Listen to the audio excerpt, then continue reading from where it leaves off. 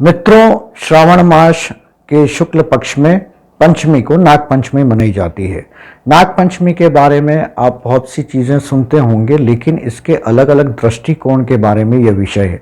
इसमें हम कवर करेंगे धार्मिक दृष्टिकोण, आध्यात्मिक दृष्टिकोण और योगिक दृष्टिकोण कि सांप की पूजा हम भारतीय लोग क्यों करते हैं।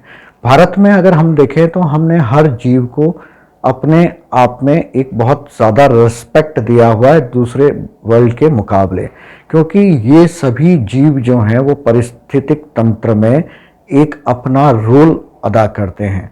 अगर हम धार्मिक स्तर पे हम बात करें, अगर उस दृष्टिकोण से बात करें तो इस दिन जो है वो नाग की पूजा की जाती है, सर्प को दूध पिलाया जाता है, उनकी सेवा पूजा की जाती है, स्त्रियां मंदिर जाती हैं, कथा करती हैं। ये सारे वीडियो आपको बहुत सारे मिल जाएंगे, लेकिन ये जो वीडियो है हमारा वो इसके आध्यात्मिक दृष्टिकोण को और योगिक दृष्टिकोण को दर्शाता है। इसलिए इस वीडियो को पूरा देखिए, और अगर अच्छा लगता है आपको वीडियो और मुझे लगता है कि ये वाकई आपके लिए एक नई जानकारी होगी, तो इसलिए इस वीडियो को दूसरे लोगों से शेयर करिए ताकि इसका नई जानकारी का लाभ भी सभी को मिल पाए। धार्मिक दृष्टिकोण की हमने बात कर ली, अब बात करते हैं आध्यात्मिक दृष्टिकोण की। सर्प जो होता है उसके कान नहीं होते, कान होते हैं अगर इसको साइंटिफिक लेवल पे हम लेके देखते हैं, बट उसके वो ओपन नहीं होते, ईयर ओपन नहीं होते, तो वो जो कान है वो सिर्फ वाइब्रेशन पे काम करते हैं। साथ ही जो उसकी आंखें होती हैं सर्प की, वो आंखें इतनी बहुत ज़्यादा मतलब बोलेंगे कि एक्टिव नहीं होती, वो बहुत दूर तक नहीं देख पाती, पास तक देख पाती है। अब इसका अर्थ क्या हुआ, देखिए इसको आप ऐसे मान के समझिए इसको कि जितनी चीज़ों की ज़रूरत है आपको, जितना आपको आगे सोचने की ज़रूरत है, उतना ही आपको सोचना चाहिए और उतना ही आपको सुनना चाहिए। ये जो है वो आध्यात्मिक दृष्टिकोण से सांप को बहुत सेंट्रिक बनाता है, वह अपने आप में रहने वाला जीव बन जाता है। जब आप कान बंद कर लेते हैं, जो आपके 5 रिसेप्टर्स हैं उसमें से एक रिसेप्टर जो आपको बाहरी दुनिया से जोड़ता है वो कान होता है, दूसरा रिसेप्टर जो होता है वो आपका आँख होता है।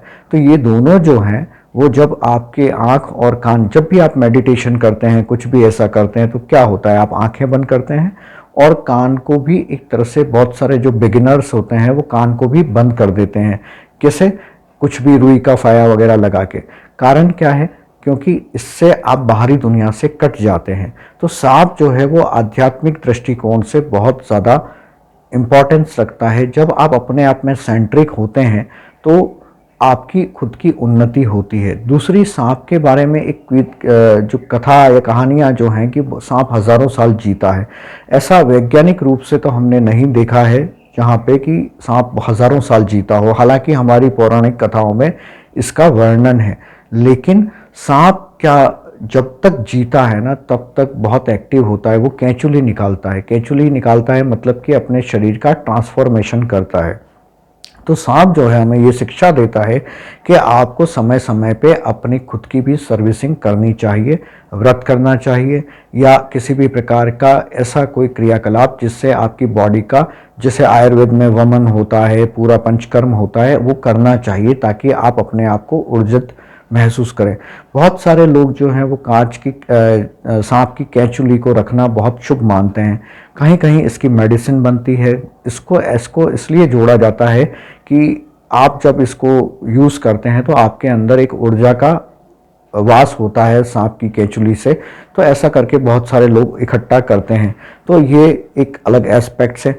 लेकिन जब सांप को देखिएगा कि जिस आदमी, देखिए सर्प आसन के बारे में आप समझते होंगे, जानते होंगे।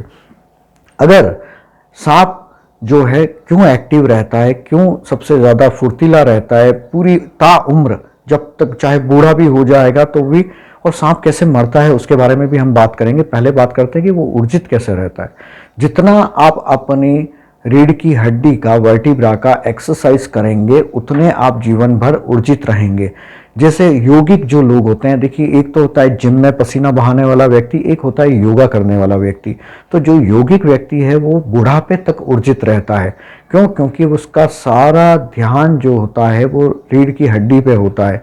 अगर आप मोटे हो, चाहे आपको बहुत थकान लगती है, चाहे आप कुछ भी ऐसा, ये योगिक एस्पेक्ट्स की हम बात कर रहे हैं, तो थकान आपको लगती है, कुछ भी ऐसा बहुत ज़्यादा आपको बहुत लेथार्जिक फील होता है, तो सबसे पहले अपनी रीढ़ की हड्डी पे काम करना शुरू करिए। जो सरल आसन है रीढ़ की हड्डी के लिए, उनका जब आप उपयोग करते हैं तो धीरे धीरे आपके शरीर में ऊर्जा आनी शुरू हो जाती है, और ऊर्जा जब आनी शुरू होती है तो आपका एक्सरसाइज करने का मन भी करता है, और आपकी जो ऊर्जा होती है वो आपको आपके कार्य में भी मदद करती है।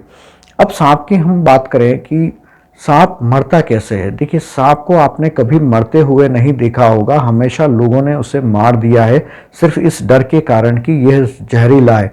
जबकि वैज्ञानिक भी ये कहते हैं कि दुनिया के 90% सांप जो होते हैं वो जहरीले नहीं होते, लेकिन अनभिज्ञता के कारण हम सांप को मार देते हैं। जबकि इसका पारिस्थितिक, अब धार्मिक दृष्टिकोण क्या है वो भी आ जाते हैं। पहले हमने बात की थी कि पारिस्थितिक तंत्र में इसका बहुत ज़्यादा उपयोग है, क्योंकि हम पुराने ज़माने से हर व्यक्ति को भोजन की ज़रूरत होती है। भोजन के लिए, अनाज उगाने के लिए हम खेती करते हैं, जहाँ पे खेती में चूहे जो हैं वो बहुत ज़्यादा हमारा नुकसान कर सकते हैं। उससे प्रोटेक्शन के लिए सांप इस पृथ्वी पर पारिस्थितिक तंत्र के अंदर हैं, क्योंकि सबसे मुख्य भोजन जो सांप का है वो चूहा है।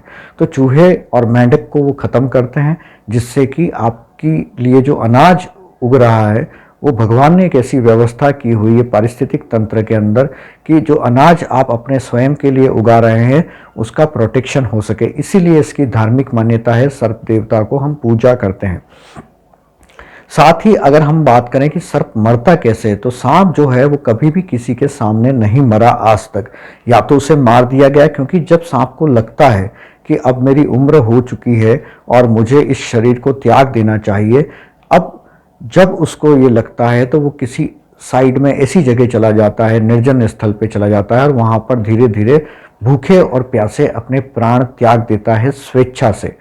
ये बहुत सारे लोगों को जैसे बोलते हैं कि कुंडली मार के बैठे हो। ये जो कहावत आपको ने सुनी होगी कि कुंडली मार के बैठे। कुंडली मतलब क्या, कि आपने अपने आप की जो सारी व्यवस्थाएं हैं उसके ऊपर आप एक अधिकार जमा के बैठ गए हो। क्योंकि सांप क्या होता है, कुंडली मार के बैठता है। तो कुंडली जो है वो आपने अपने जो भी रिसोर्सेज हैं, जो भी आपके पास में धन है, सुलभता है, उन पे कुंडली मार के आप बैठे हो। उस धन का फायदा, उपयोग, उपभोग, वियोग, जो भी आप कुछ नहीं कर पा रहे। तो बहुत सारे लोग जो होते हैं वो हमेशा संपत्ति को इकट्ठा करके रखते हैं और उस पर कुंडली मार कर बैठते हैं। तो ये कहावत इसलिए बनाई गई है। तो सांप जो है वो स्वेच्छा से अपने जीवन को, प्राण को त्याग देता है, जब तक कि उसे कोई और अन्य व्यक्ति डर के मारे ना मार दे। तो जो कुंडली मारना है, बहुत सारे लोगों को सांप के सपने आते हैं, बहुत सारे लोग जो है इसे पुनर्जन्म से जोड़ते हैं।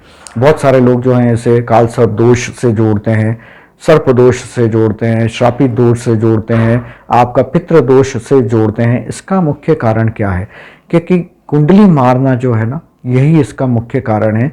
क्योंकि ये कोई आपको एस्ट्रोलॉजर नहीं बता सकेगा। मैं बहुत प्रैक्टिकल तरीके से, प्रैक्टिकल अप्रोच के साथ में इसको लेके चलता हूं। तो आप जीवन में जब कुंडली मार लेते हैं, आप समझेंगे, इस वीडियो को समझें, आप पूरा बहुत ध्यान से समझिएगा कि आपने जीवन में कहीं ना कहीं, किसी न किसी रूप में अपने आप की ग्रोथ को रोक के रखा हुआ है। कैसे? कुंडली मार के। आपने कोई ना कोई चीज़ अपनी दबा के रखी हुई है, कोई ना कोई स्किल्स का आप उपयोग नहीं कर रहे, कोई भी आपके दिमाग में मनोवैज्ञानिक रूप से एक ऐसा आपका सुई अटक गया है जिसके कारण आपकी कुंडली के अंदर ये सब प्रकार के श्रापित दोष, पितृ दोष, या फिर आप सर्प दोष या काल सर्प दोष की हम बात करें तो आपने अपने आप को बहुत सेंट्रिक कर रखा है। आप किसी और की सुनते नहीं हैं। यह काल सर्प दोष का एक बहुत बहुत इंपॉर्टेंट वैल्यू है इस चीज़ की। और हमारे वीडियो हमेशा अलग होते हैं। जो आपको सुनना है वो दूसरे वीडियो पे आप सुन लीजिए। अगर आपको प्रैक्टिकल और ट्रू नॉलेज चाहिए तो आप हमारे चैनल को सब्सक्राइब कर लीजिए। तो जो कुंडली आपने मार के रखी हुई है, उस कुंडली को खोलने की ज़रूरत है। अपने आप को एक्सपेंड करने के लिए, लंबा करने के लिए, अपनी दूरी को बढ़ाने के लिए, अपनी ग्रोथ को ऊपर ऊंचाइयों तक ले जाने के लिए आपको उस कुंडली को खोलना पड़ेगा। और कुंडली मतलब हॉरोस्कोप मत समझिए इसको। कुंडली का मतलब आपने जो सांप कुंडली मतलब इकट्ठा करके रख लिया, या आप अपने आप से बाहर नहीं निकल पा रहे हैं। जो आपके पास है और जो आपकी सोच है, जो आपकी बुद्धि है, वो कहीं ना कहीं सेंट्रिक हो गई है, अटक गई है, और इस कारण से आप ग्रोथ नहीं ले पा रहे जीवन में। इन सब दोषों का मुख्य कारण ये है। अगर आप अपने आप को खुद एनालिसिस करेंगे, किसी ट्रांसफॉर्मेशनल कोच के साथ हम जाएंगे।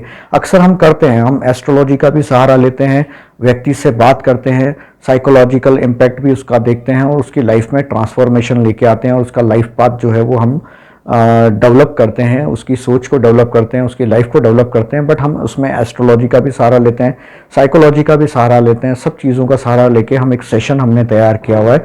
उस सेशन को, आपको जीवन में कोई भी परेशानी है तो उस सेशन को आप अटेंड कर सकते हैं। 5-6 सेशंस होते हैं और ये आप जो हैं उसको ज्वाइन कर सकते हैं उस सेशन को।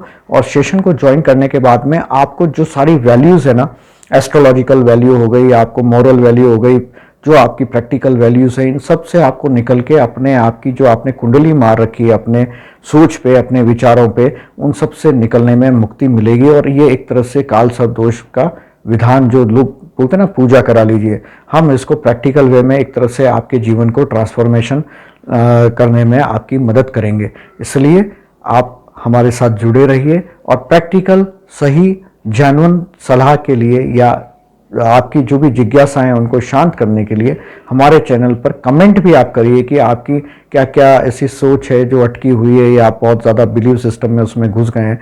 तो उन सब चीज़ों से हम निकालने की कोशिश करेंगे। जो आपके लिए नेगेटिव है और पॉजिटिव को हम कभी छेड़ेंगे नहीं। जो पॉजिटिव है वो और फैलाइए और नेगेटिव को रोकने का प्रयास हम हमारी तरफ से करेंगे, जिसे बहुत अन्य लोग भी कर रहे हैं, अन्य साधु लोग, गुरुजन कर रहे हैं, वैसे हम भी प्रयास करेंगे। और इसमें हमारी मदद करिए, हमारे साथ जुड़े रहिए। धन्यवाद, नमस्कार।